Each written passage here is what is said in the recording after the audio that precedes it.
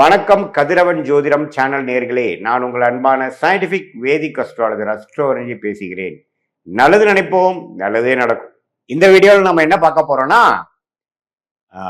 தனுசு ராசிக்காரர்களுக்கு மே 2026 எத்தகைய ஒரு பலாபலன்கள் நிறைந்த ஒரு மாதமாக இருக்க போகுதுங்கிறது சயின்டிபிக் வேதிக் அஸ்ட்ராலஜி முறையில அறிவியல் சார்ந்த சாஸ்திரமாகிய இந்திய வேத ஜோதிடத்தின் அடிப்படையிலான ஒளி தத்துவம் எப்படி ஒரு சுப கிரகமும் பாவ கிரகமும் ராசிக்கு ஒரு இடத்துல சஞ்சரிக்கும் பொழுது ஒரு பாவத்துல ரசிக்கும் பொழுது 5ஆம் இடம் 6ஆம் இடம் சொல்றோம் இல்லைங்களா. ஸோ ராசிக்கு அந்தந்த இடத்துல அந்தந்த ராசியில அந்தந்த நட்பு நிலைமையில பகை நிலைமையில இருக்கும் பொழுது எந்த ஒரு தாக்கத்தை தனுசு ராசிக்காரர்களுக்கு மே 2026 கொடுக்க போகுது, ஆண்டு கிரகமாகிய குரு சனி ராகு கேது எப்படி கொடுக்குது, இந்த மாதிரி தாக்கத்தை செய்கிறது. அதே மாதிரி மாதம் மாதம் சஞ்சரிக்கக்கூடிய பெயர்ச்சி பெறக்கூடிய செவ்வாய் சூரியன் புதன் சுக்கிரன்கிற கிரகம்லாம் வந்து இப்ப எப்படி இருக்காங்க, மே மாதத்துக்கு எந்த மாதிரி ஒரு அமைப்பு இருக்கு அப்படிங்கிறத நம்ம துல்லியமாக இந்த வீடியோல பார்க்க போறோம்.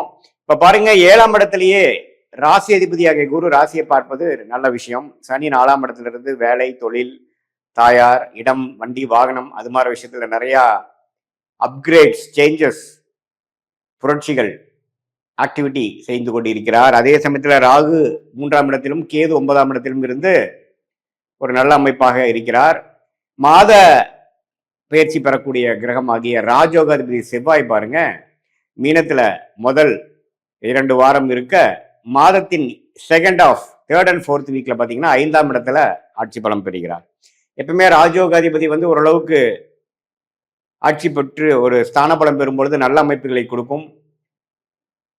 குழந்தைகள் விஷயத்துல, முன்னேற்றம் விஷயத்துல, இடம் சார்ந்த விஷயத்துல, பூமி வண்டி வாகனம் மெடிக்கல் ரியல் எஸ்டேட் அது மாதிரி ஃபீல்ட்லாம் நல்ல ஒரு அமைப்பு கொடுக்கக்கூடிய அமைப்பு தனுசு ராசிக்காரர்களுக்கு உண்டு. அதே சமயத்துல சுக்கிரன் பாருங்க, மாதத்தின் முதல் வாரம் வந்து ரிஷபத்தில் இருந்தாலும் அதுக்கப்புறம் மிதுனத்துக்கு மாறுறார்.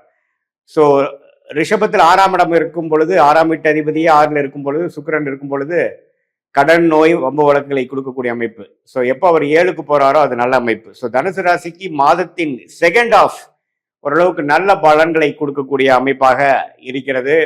உடல் உபாதைகள், கடன் விஷயங்கள், திடீர்னு ஒரு லோன் வாங்குறது, பர்சனல் லோன் வாங்குறது, வம்பு வழக்குகளை சந்திக்கிறது, குடும்பத்தில் கொஞ்சம் அமைதி இல்லாமல் இருக்கிறது எல்லாம் முதல்ல ஒரு 2 வாரம் இருக்கக்கூடிய அமைப்பு இருக்கு.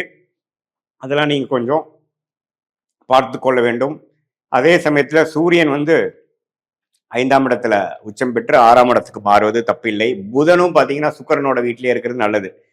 ஸோ குடும்ப விஷயத்துக்கு செகண்ட் ஹாஃப்ல இருந்து நல்ல அமைப்புகள் உண்டு. ஃபினான்ஷியல் விஷயத்துக்கு நல்ல அமைப்புகள் இருக்கு. உடல் நல சரியாகிறது, நல்ல பிரச்சனைகள்லேருந்து மீண்டு வருவது, சீனியர் சிட்டிசன்ஸ்லாம் நோய் தீர்ந்து ஓரளவுக்கு சரியாய் வருவதெல்லாம் வந்து மாதத்தின் செகண்ட் ஹாஃப்ல இருந்து தான் தனுசு ராசிக்காரர்களுக்கு தேர்ட் அண்ட் ஃபோர்த் வீக் நல்ல ஒரு அமைப்புகள் கொடுக்குது. முதல் 2 வாரம் கொஞ்சம் கேர்ஃபுல்லா இருக்கணும்.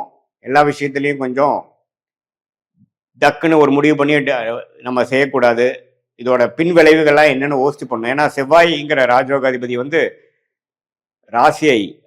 ராசி அதிபதியை பார்ப்பதனால பார்த்தீங்கன்னா நல்லாவே ஓரளவு கேர்ஃபுல்லா இருக்க வேண்டிய அமைப்பு தேவைப்படுது. ஸோ மற்றபடி பார்த்தீங்கன்னா ராகு கேது சனி எல்லாமே ஓரளவுக்கு நல்ல அமைப்புகளை கொடுக்குது. இதுல சுப செலவுகளும் அப்பப்போ கொடுக்கக்கூடிய அமைப்புகள், வியாபாரிகள் தொழிலதிபர்கள் எல்லாத்துக்குமே வந்து அப்பப்போ நமக்கு தேவையில்லாத செலவுகள் கொடுக்கக்கூடிய அமைப்பு. சுக்கிரன் 12ஆம் இடத்தை பார்ப்பதனால கேளிக்கைக்காக ஒரு டிராவல் போகிறோம், ஒரு சம்மரில் வந்து ஒரு ஹாலிடேஸ்க்காக டிராவல் பண்ணுறோம், அதில் நல்லா செலவு பண்ணுறோம் அப்படிங்கிற மாதிரி விஷயங்கள், வெளிநாடு பிரயாணங்கள் அதெல்லாம் கொடுக்கக்கூடிய அமைப்பு கண்டிப்பாக தனுசு ராசிக்காரர்களுக்கு இந்த மே மாதம் குறிப்பாக சொல்ல போனால் தேர்ட் அண்ட் ஃபோர்த் வீக்ல இருந்து பலன்கள் கொடுக்குதுங்க. மற்றபடி நான் முதலே சொன்ன மாதிரி ஃபினான்ஷியல் விஷயங்கள் பார்த்துக்கணும். மாணவர்களுக்கு வந்து நல்ல ஒரு அமைப்பை கொடுக்குது. ஏன்னா புதன் வந்து ரிஷபத்தில் வந்து இதுவரை ஏனோ தானோன்னு படித்துட்டு இருந்தவர்களுக்கு நல்ல முன்னேற்றத்தை கொடுக்குது. குடும்பத்தில் ஒரு அமைதியை கொடுக்குது, அந்யோன்யத்தை கொடுக்குது, தொழில் மேன்மையை கொடுக்குது. இது எல்லாமே ஓரளவுக்கு நல்ல அமைப்பாக இருந்து கொண்டு இருக்கக்கூடிய தனுசு ராசிக்காரர்களுக்கு இது ஒரு பொதுவான ஒரு பலனாக மே மாதத்துக்கு எடுத்துக்கலாம். துல்லியமான பலன் எடுக்கணும்னா உங்களுடைய ஜென்ம ஜாதகத்துல நீங்க பிறந்த தேதி, பிறந்த நேரம், பிறந்த ஊரை வைத்து எத்தகைய ஒரு ஜாதகத்துல நீங்க பிறந்தீங்க, எது மாதிரி விஷயங்கள் வந்து உங்களுக்கு காத்து இருக்கிறது அப்படிங்கிறதெல்லாம் நம்ம தெரிந்து தசாபுக்திகள் என்ன லக்னத்துல பிறந்தீங்க, அப்புறம் நீங்க வந்து தனுசு ராசியில பிறந்தாலும் 3 நட்சத்திரமா, பூரட நட்சத்திரமா, உத்திர நட்சத்திரமாங்கிறதெல்லாம், உத்திராட நட்சத்திரமாங்கிறதெல்லாம் பார்த்து ஆராய்ந்து உண்மையே துல்லியமான பலன்கள் அடுத்த வரக்கூடிய ஷார்ட் டேர்ம் எப்படி இருக்கு, அடுத்த வரக்கூடிய லாங் டேர்ம் எப்படி இருக்கு, எது மாதிரி பிராப்தங்கள் காத்திருக்கிறது, எது மாதிரி பிராப்தங்கள் நமக்கு இல்லை, எது மாதிரி முடிவுகளை எடுக்கலாம், எப்பொழுது எடுக்கலாம் அப்படிங்கிறதெல்லாம் நாம வந்து சயின்டிபிக் வேதிக் அஸ்ட்ராலஜி முறையில் துல்லியமான முறையில் அஸ்ட்ராலஜிக்கல் கன்சல்டேஷன் எடுத்துக்கொண்டு நாம் அது செய்யும் பொழுது நல்லாவே வந்து நம்ம தீர்க்கமான ஒரு முடிவுகள் அதுக்கு தகுந்த மாதிரி சமயத்துக்கு வரைக்கும் பொறுமையாக இருந்து அது வேலை மாற்றமாக இருந்தாலும் சரி, கல்யாணமாக இருந்தாலும் சரி, குழந்தை பேரு எதிர்பார்க்கிறதா இருந்தாலும் சரி, வெளிநாடு வாய்ப்புகளுக்காக தேடிக்கொண்டு காத்து கொண்டு இருக்கிறதா இருந்தாலும் சரி, நம்மளுடைய நேரங்காலங்களை தெரிந்து நம்மளுடைய டைம்லைன்ஸ்